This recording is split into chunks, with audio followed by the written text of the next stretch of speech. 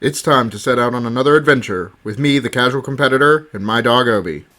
Today we have Battle of the Boxes number 2, the wild card, the set booster box. Alright, so we're back with another Battle of the Boxes. This one is going to be the new kid on the block, the wild card, the set boosters. The set booster box comes with a little bit extra packaging because it's meant more for display than the other two. And it's done up a little differently. I'll show you guys what I mean after I get this plastic off here.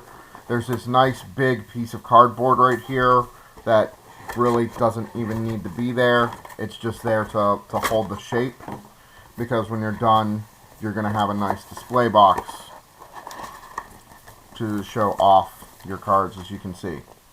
And it does still come with an expo pack.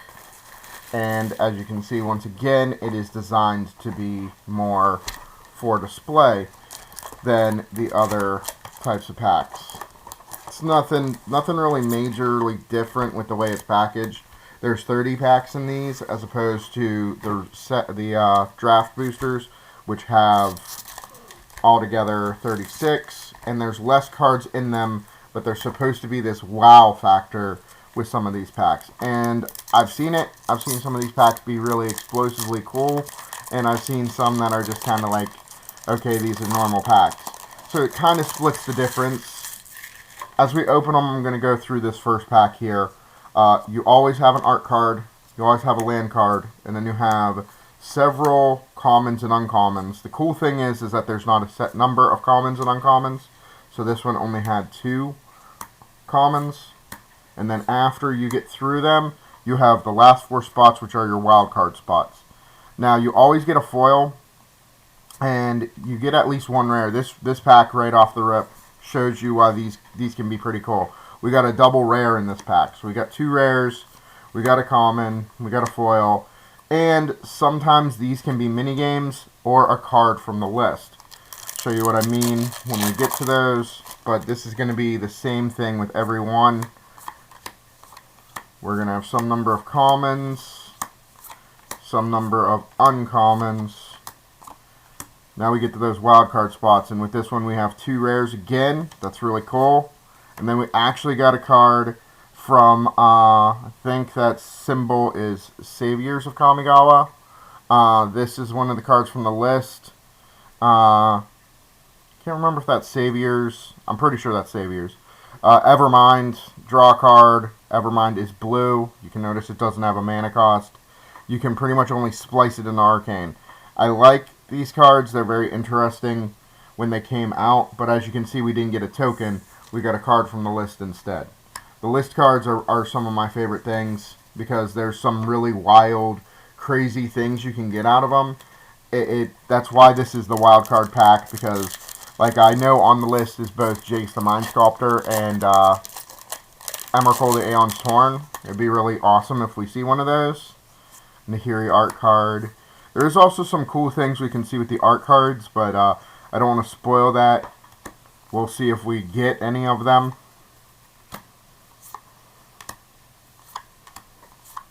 Ooh, we got our first mythic. Got a foil pickaxe. Green Warden. Not a bad card at all.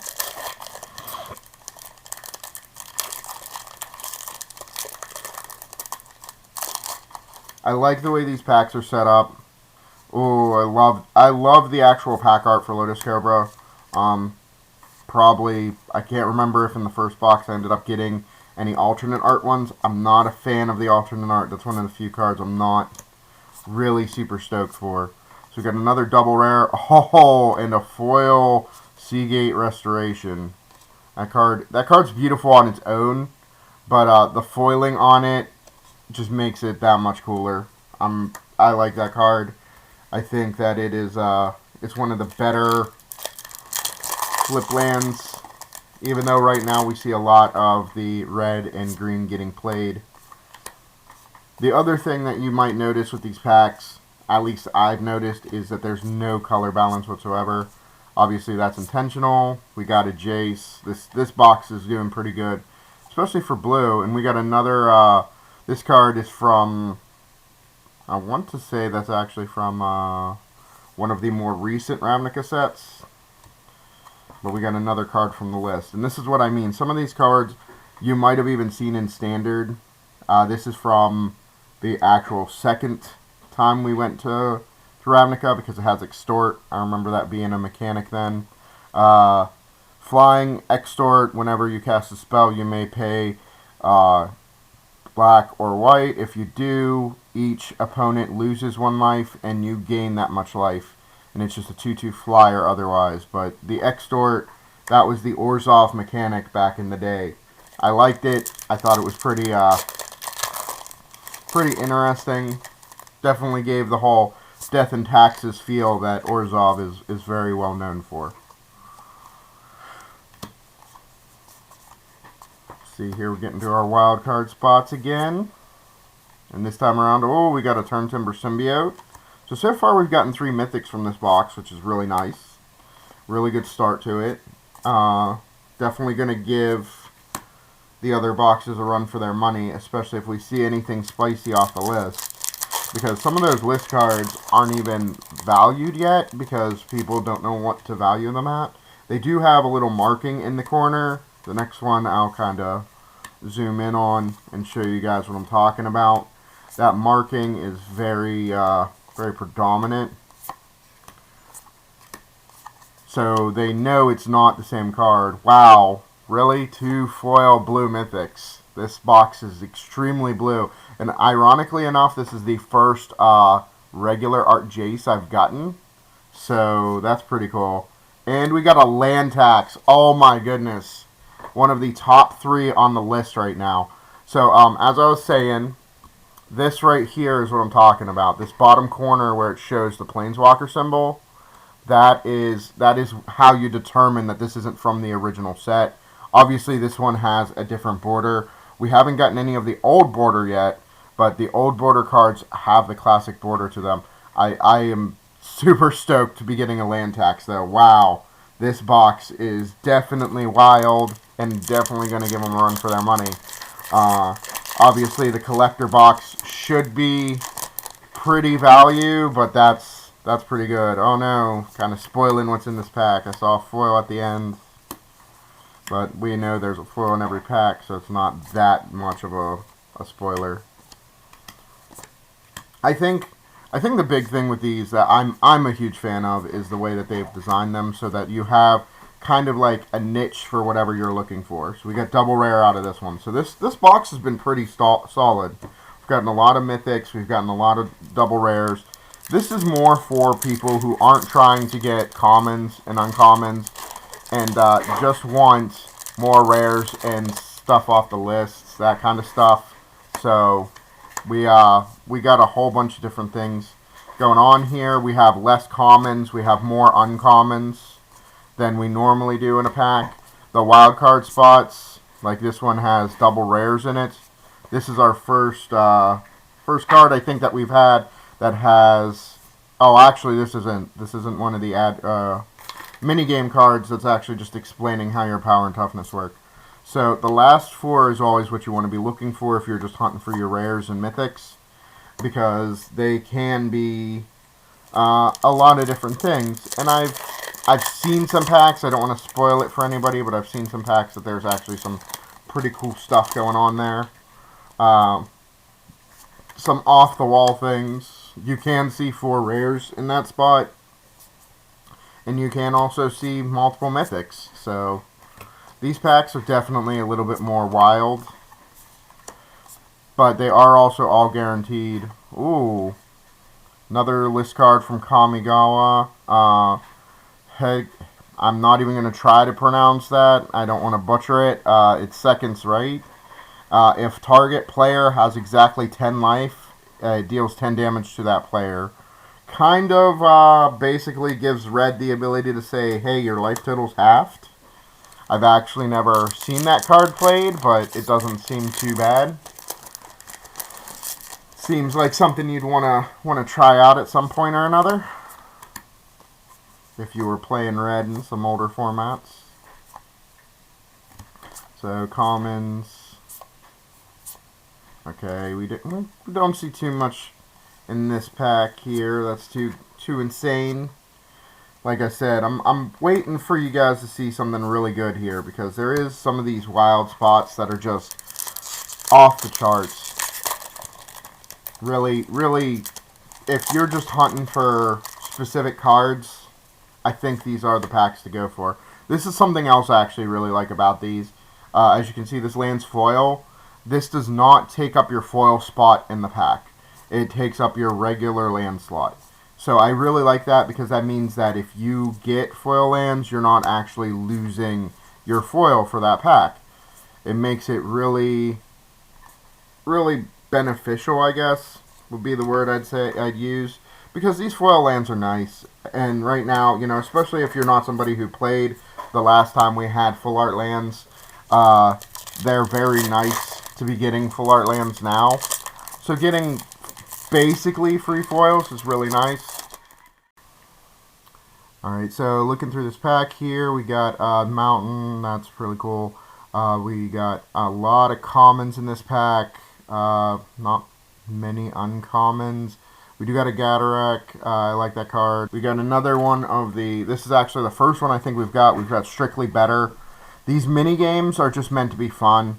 It tells you how you're supposed to do it, what you need to do it. So this, you need 3 to 6 players, you need 3 to 6 packs, and 15 minutes. So basically, I'm not going to go over the whole rules for this, but basically you're looking at playing a mini game that you're going to use some packs, and it's going to tell you, the name kind of gives it away, you're going to judge cards and decide which card is the best of the best in each wacky category. So there's a whole bunch of different things that you can do with these. I like them. I think that they're really fun idea, and they definitely, you know, we gathered, we were going to try and throw together a draft, me and some friends. We didn't end up doing it, but instead we got together and we played some mini games, and it was just a great way to pass time with friends. And right now, I mean, I know COVID's out there and everything, so gatherings are kind of limited, but if you got a solid group of friends that you trust and you feel safe being around and sitting across the table from, it's definitely something to consider. It's definitely a great way to, you know, keep the gathering in Magic. So, and I'm always for that personally. Another beautiful borderless land. I'm going to go ahead and crack this expedition here, see what we get. We got a Wasteland. Now, I'm personally a fan of this art. I can't remember what land it reminds me of, but I like the fact that this land reminds me of a land that actually exists, that looks basically like it's lost its ability to produce mana. A Wasteland's a good one too. It's always going to be a Legacy staple. It's always going to be a card that you're going to see played in some amount of Legacy decks. Little less now, maybe, because you got snow lands floating around, and but still, it's still a card that you're not going to be unhappy playing some number of in your main or sideboard.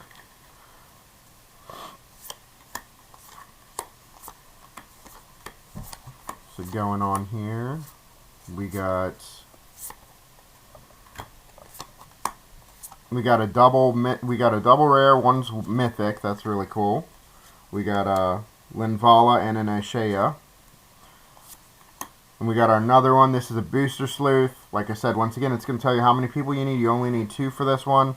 You only need 2 packs, and it's going to be 10 minutes.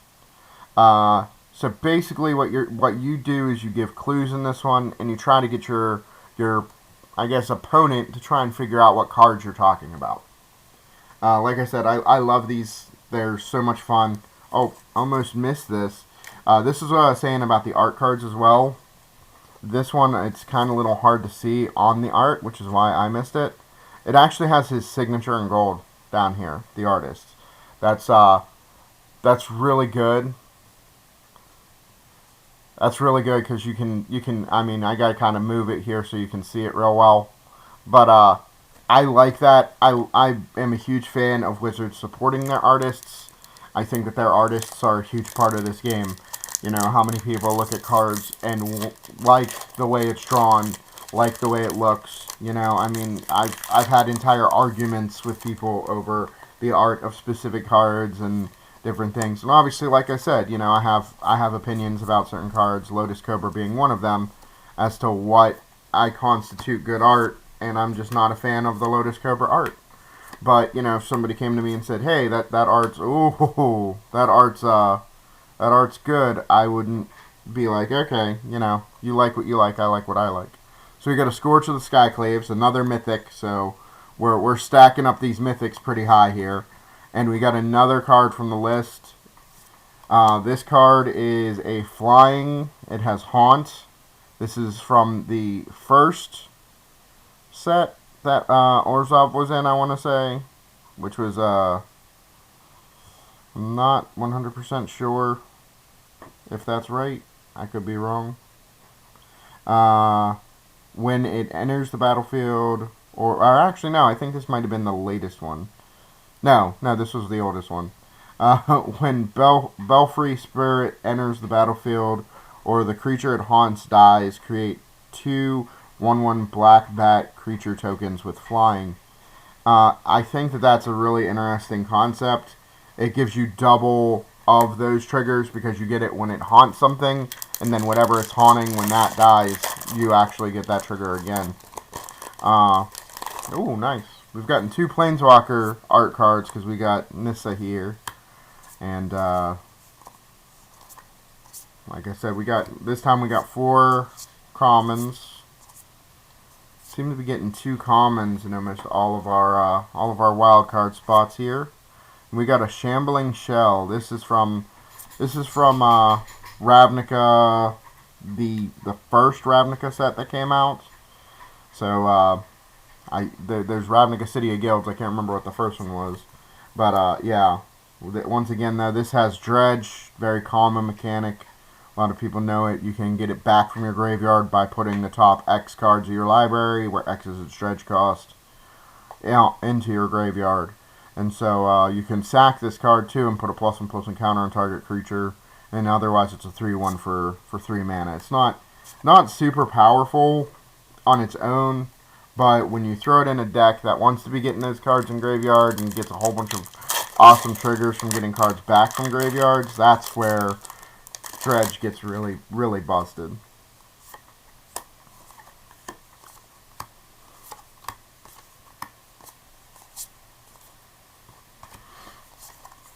Alright, so we got triple rare in this one. That's pretty cool. We got a Pathway, a Tajuru, a Paragon, and a Trap Finder. Like I said, some of these can be off the wall. We always get a foil. Put in the wrong spot.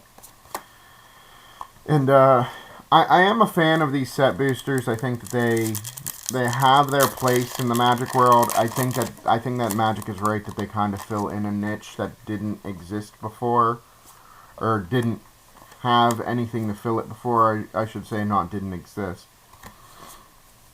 They have the ability to do a lot with them. I think these are more for collectors than players, personally. I do another mini game here. 2 players, 2 packs, 10 minutes. Booster Blitz. Best your opponent in a series of fast Magic games using only the cards in a single pack. Now, obviously, you can get more in depth. The rules do explain how to actually play it. But like I said, you know, that's just kind of a few examples here of what these games kind of entail. And some of them are more, you know, party games, and some of them are more, you know, this is something you can do alternatively. Another foil land.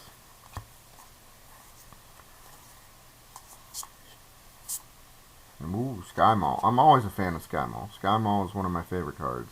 There's some uncommons in there. The Sky Mall is definitely a card that I'm never disappointed to see. And then we got a foil here.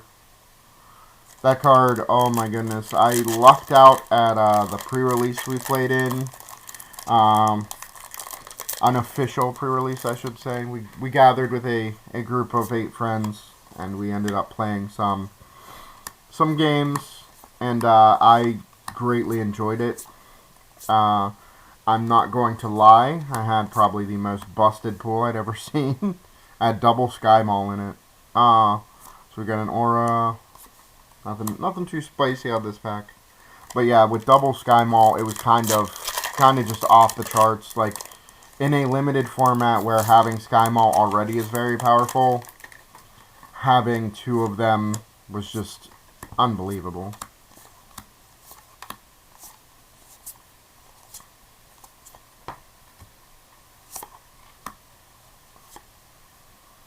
Alright, we got a Confounding Conundrum, a Might Old Corrosa, and a Relentless Rats. This is what I'm talking about. The Relentless Rats here has this awesome old border. So I'm a huge fan of that. I like the fact that this border looks right. Like, it just throws me back. I haven't gotten any real classic cards. Trying to think some of the really good classic cards that you can pull. Most of the older cards, they do exist on the list. Then they have the original border, and they look so cool for somebody who has been playing since Onslaught. Alright, so we got another Pathway, Pyroclastic Hellion. That card's got some bite to it.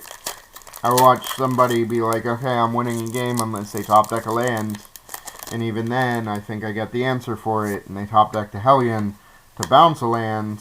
And that 2 points of damage just actually did way more work than they, I think, expected it to. Because they put their opponent in a situation where, okay, I can't lose now, but I don't win either. Lotus Cobra. I'm always a fan of Lotus Cobra too. Lotus Cobra's a good card. Card I don't think we will not see some amount of play for a while. They did ban Oko, so it kind of slowed down Lotus Cobra into Oko into Omnath, which was just atrociously overpowered, but, you know, well, we'll see. I think some of these things are pretty cool too. I like the explanation of some of the base rules. I think this is really good to show somebody, hey, this is how you should set up your battlefield and your library and your graveyard and things like that. Because I think that that's really good. Resources for new players.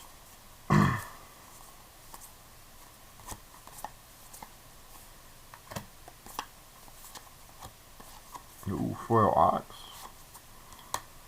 And there we go. We got a Brood Star.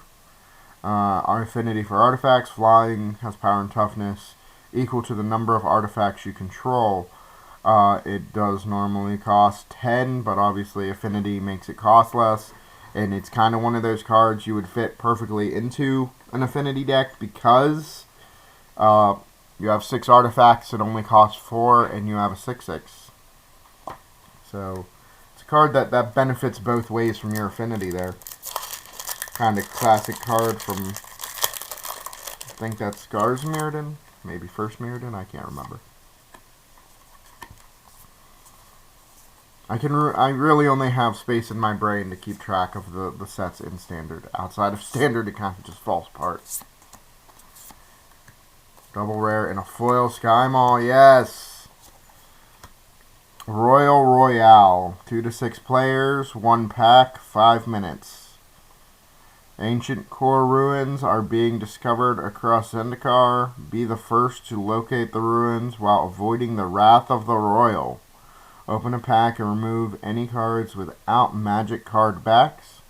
Then place all the cards face down on the table and randomize them whenever or whoever went camping most recently goes first.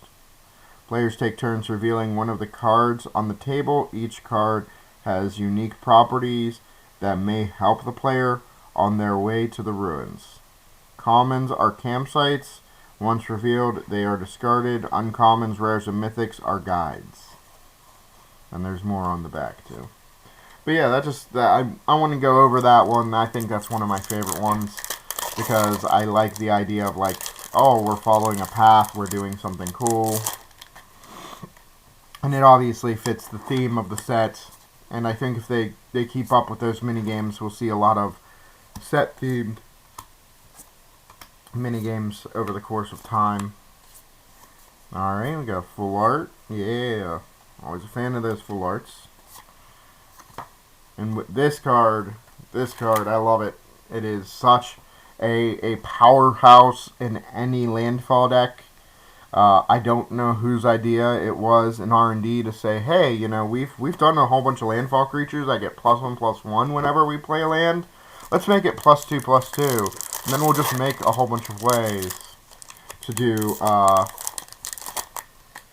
that effect. And once again, I almost missed it. We got a nice signature card there.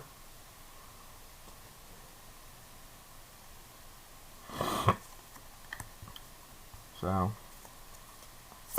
I think the big issue is that some of them, you know, obviously the two I've gotten have more gold color on them, so it's a little bit harder to distinguish. Felidar Retreat, Expedition Healer, last pack. Alright, let's see what we get. Oh, one of the downfalls of this is that if you obviously see a token back, you know you don't get a card from the list. So unfortunately, no Aeon's Torn for us today. But you know, I can't complain. We got a land tax.